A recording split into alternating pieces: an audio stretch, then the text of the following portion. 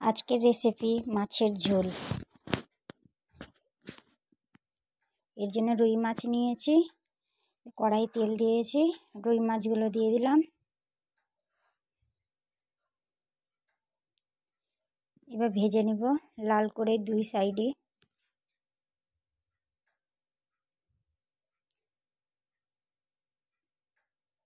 ভাজা হয়ে গেছে, এবার তুলে নেব। আর পেঁয়াজ আদা রসুন বাটা দিয়ে দিলাম, একটু ভেজে নিব। তারপরে লঙ্কা গুঁড়ো দিব, হলুদ গুঁড়ো, ধনে গুঁড়ো দিয়ে আবারও ভেজে নিব। ভাজা হয়ে গেছে, লবণ দিব, জল দিলাম, ভালো করে কষে নিয়েছি। এবার জল দিয়ে দিব, জল ফুটতে দিব।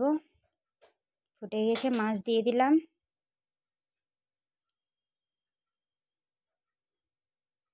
হয়ে এসছে আমার রুই মাছের ঝোল। দিয়ে দিলাম জিরে গুঁড়ো, ধনে পাতা কুচি।